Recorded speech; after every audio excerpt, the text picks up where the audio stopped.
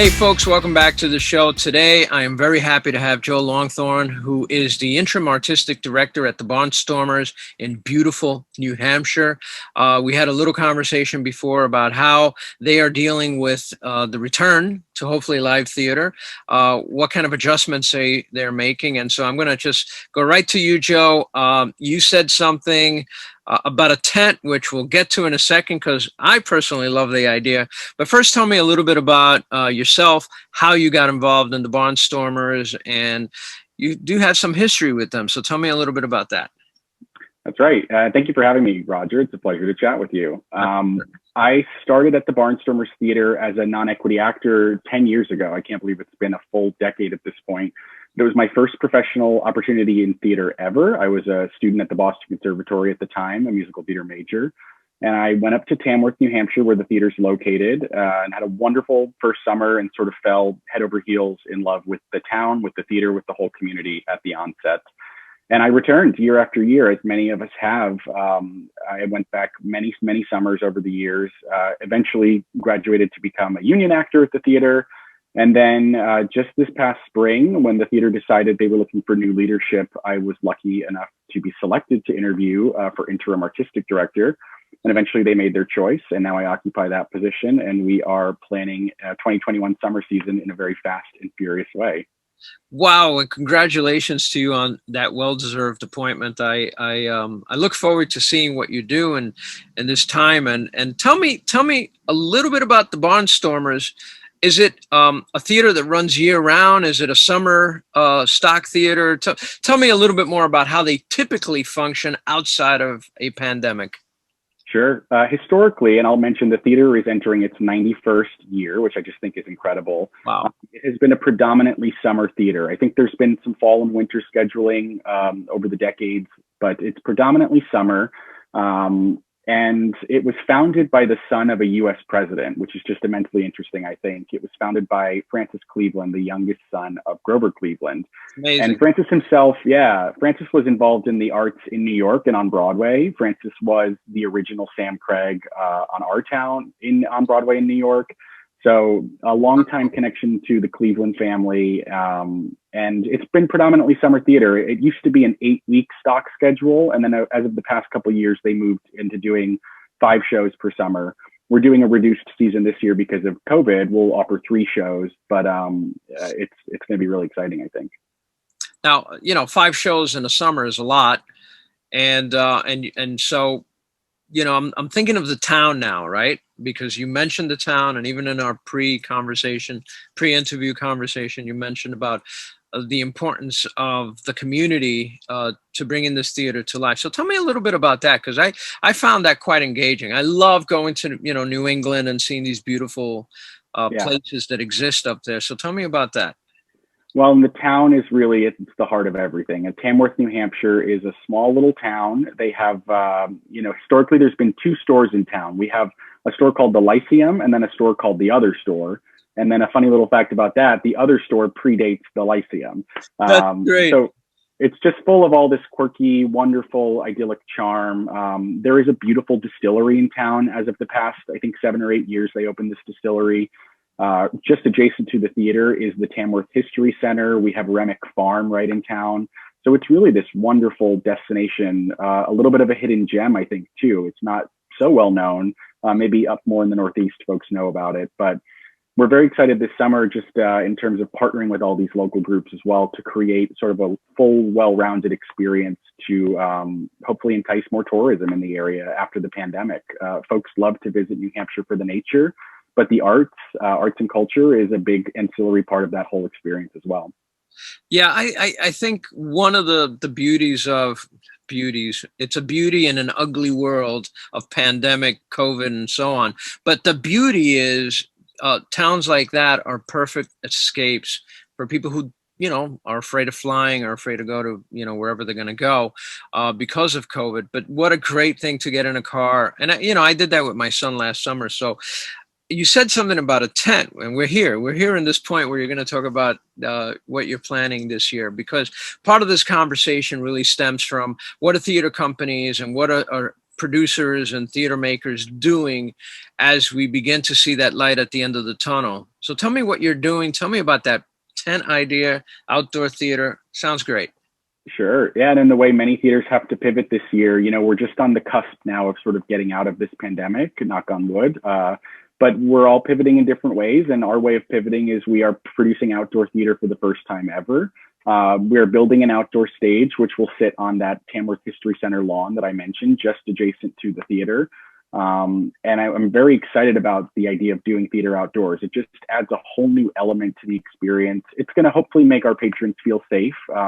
We will be masked. We will do temperature checks. We'll do everything within our power to make folks feel safe.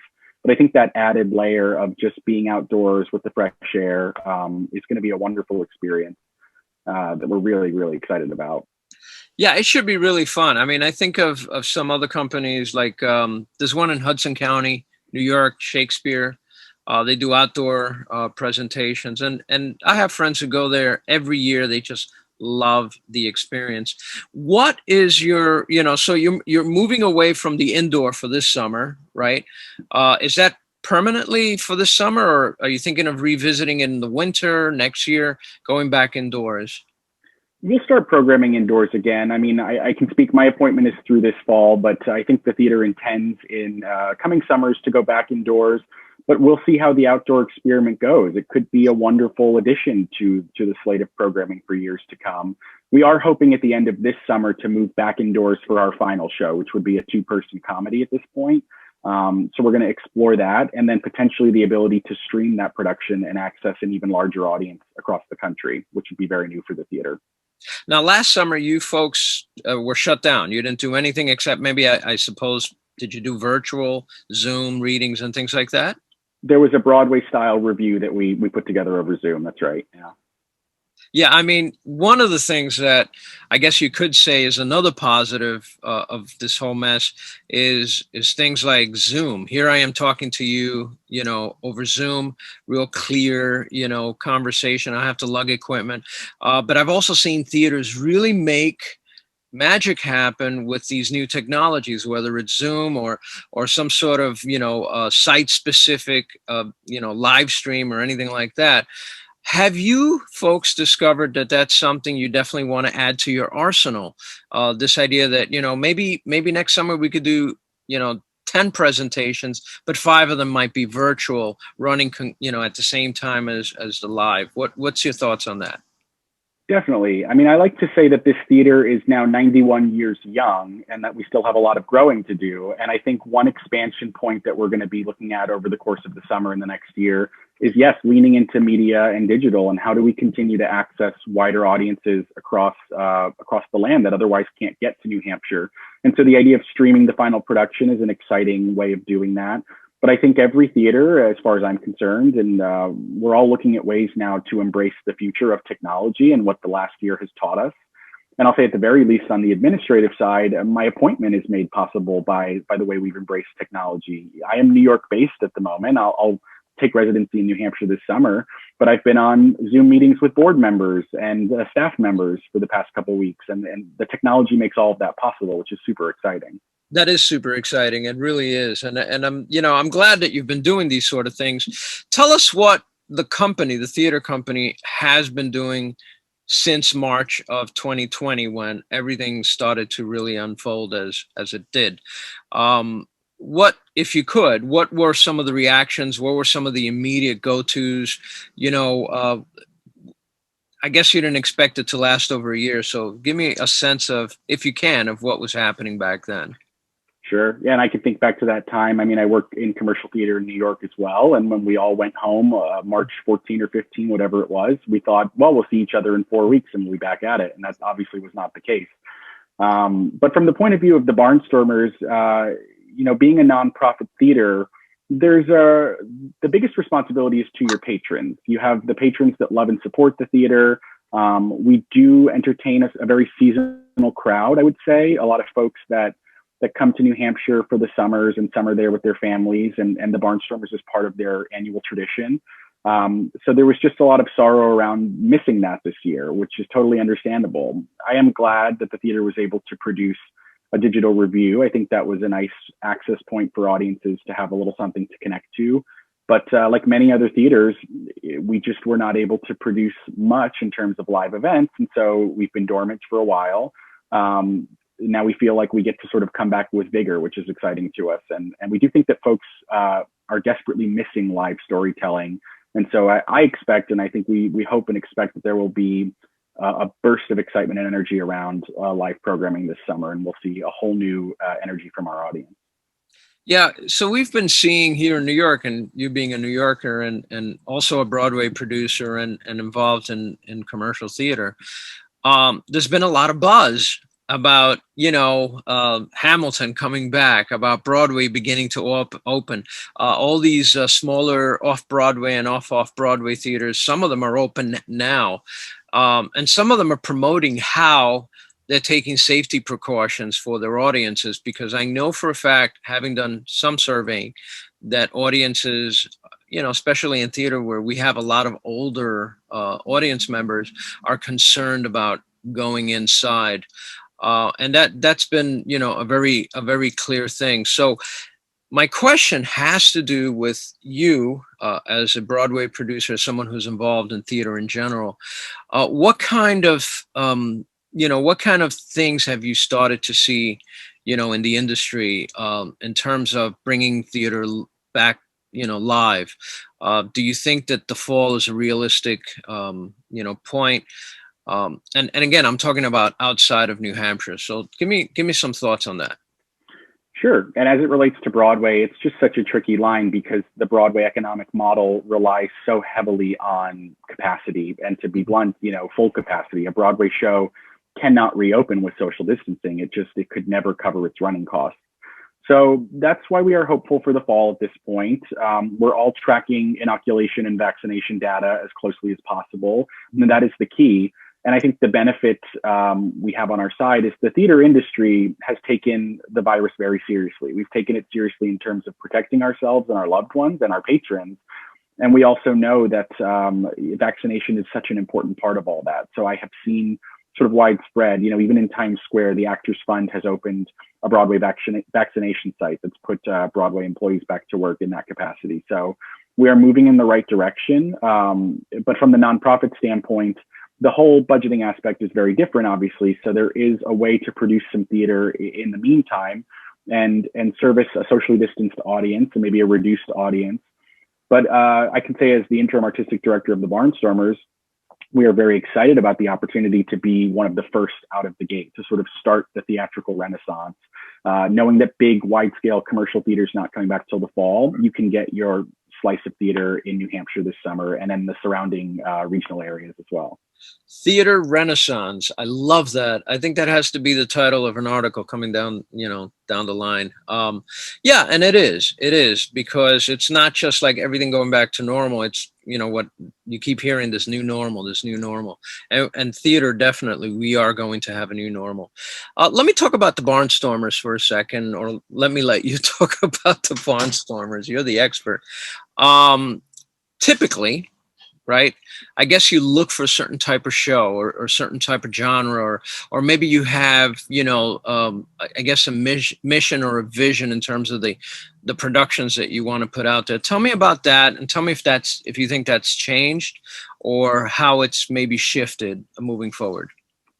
Absolutely. And the Barnstormers has a long tradition of producing a certain kind of theater that our local audiences just absolutely adore. And so part of my appointment was both honoring and understanding that, but something I'm supremely interested in this year is, again, thinking about the theaters as 91 years young. When the theater was first producing work in the late 1930s, early 1940s, we were producing new plays that were new at the time. When our town played the Barnstormer stage in the 40s, it was a new play. So a lot of my thinking in regards to this summer is revolving around this theme of what's old is new again. And I'm very excited about that. Be happy to speak a little candidly on some of the programming. The very first show we want to do is Our Town, and we're supremely excited about doing it outside with the local church in the background, where Francis Cleveland, the founder of the theater, married many Barnstormer couples over the year. It's just a beautiful notion. Yeah. And again, to that point, we are embracing new work. So the second show of our programming this summer will be a brand new musical that has been developed quietly in sort of New York workshops, and it's hopefully headed for commercial life in New York, and it's going to get its world premiere production at the Barnstormers. And I trust that our audiences are ready for that, and they're craving that. They want to be challenged in new ways alongside sort of the old experiences that they're used to. Yeah, that sounds like a great connection to the past. Doing Our Town, I think that's a very significant choice for you folks. In terms of audiences, you made a comment about local audiences, and I can't let you go without talking about how you think things may shake up. I mean, now technically speaking, you can put some of your work online and it could reach the world. I mean, if you wanted to go outside of New Hampshire, outside of the states, you can pretty much do that.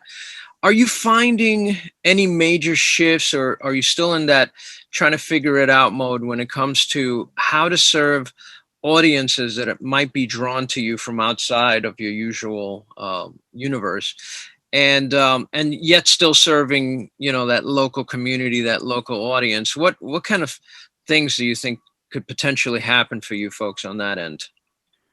Great question. The interesting thing about our audience as well is it's very generational. We often see over the years, call it 8 to 80s, the grandparents that are bringing their children, and it's really a generational experience. So we always have that in mind in considering what kinds of plays we're going to produce and present. The musical I was alluding to, a new show called Far from Canterbury, is a show that I think all ages would love. And that's important to us. We want to create these experiences that families can enjoy together. And something else that we're a little bit aware of is, through the time of the pandemic, how many folks might have relocated to the area long term. We're used to such a seasonal audience coming in, and they have their summer homes and they take in a show at the Barnstormers. And again, it's all part of this annual tradition. Those same people might now be living in what were their summer homes, because it's a wonderful place to sort of live in some isolation while we're facing a national health crisis. So we're keenly aware of all of that. And I think the moral is just continuing to challenge our audience and present things that they're used to. Like Our Town is an example. It's a play that they are familiar with. But I can say that our production, I think, will be unlike anything that they have seen previously, just by the nature of being outside, and also with a very modern interpretation sort of layered in. Yeah, I think so too. Let's take a look at what you think will happen beyond. You said 5 shows this summer. Just for clarity, it's a 3-show summer this year. It would typically be 5, but we have reduced down even just a little bit from that in terms of COVID protocol and the way we're working with the various unions. But our 3-show season, we are super excited. It would be 2 outdoor productions and then the 1 small play, hopefully inside. I can speak to the first 2. We have the rights. We're excited to do Our Town opening the season. And again, coming out of the pandemic, I think the moral of Our Town, the notion of Our Town, is just such a wonderful reintroduction to theater. When Emily, the lead character, says at the end of the play, "Do human beings ever realize life as they live it every moment?" That's going to hit in a whole new way, I think, after this year, because we all sure learned to realize our lives as they're happening. The next play being the musical Far from Canterbury world premiere production we are super excited about. This is book, music, and lyrics by Danny K. Bernstein, who's a wonderful young writer. Really excited about this project coming to life in New Hampshire. And the third play will be a stock comedy. I can't say quite yet because we don't have the rights, but we're looking at a 2-person play. It's a celebration of theater, a celebration of summer stock. It is 39 Steps-esque in that you will see 2 actors play many characters between them if we do this particular play. And I think it'll be super fun both for the local audiences and to stream far and wide. In addition to that, though, we are doing some ancillary events I can touch on. We are programming a very special concert. We're working with some local vendors to do a Broadway-style musical concert that we're programming in the area. And we're starting a New Works initiative for the first time, which is going to be like a writer's retreat, a celebration of new plays, partnering with local schools to get some talent involved. And it's, again, creating a place to foster new writers and new work, so the Barnstormers can be a part of all these future developments as these plays go on to realize future lives. That's a beautiful thought. I mean, I love that you're doing all these things and you're so active, and I wish you nothing but great success this summer. If the stars align, maybe I'll even get a chance to go up there. We've been thinking of a New England vacation here in my house. Um, One last question, and this has to do, I'm not sure, how much you can offer in terms of insight to this, but I have to ask you because you do work for a theater company.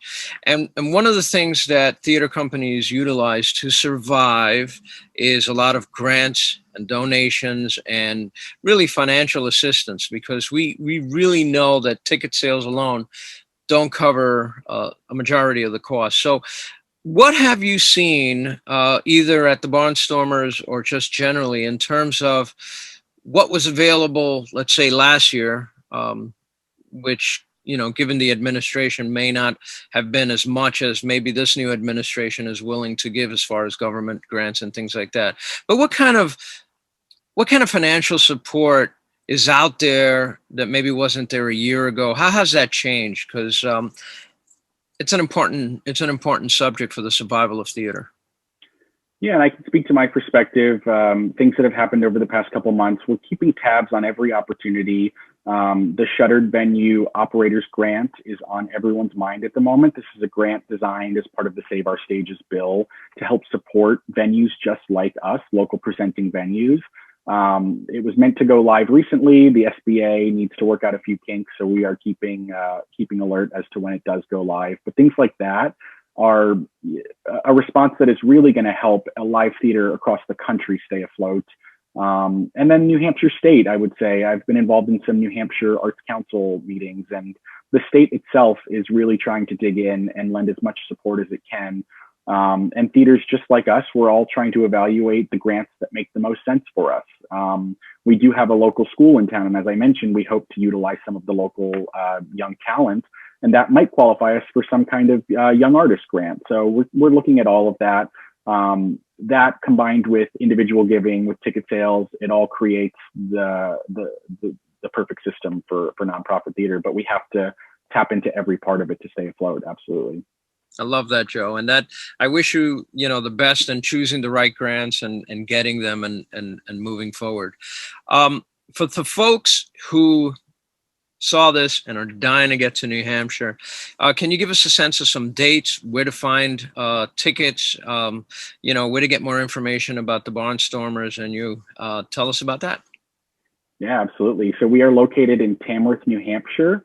It's the West Ossipee region in the White Mountains, about 20 minutes south of North Conway. Sandwich, New Hampshire nearby as well. It's a beautiful area, 2.5 hours, I would say northeast of Boston.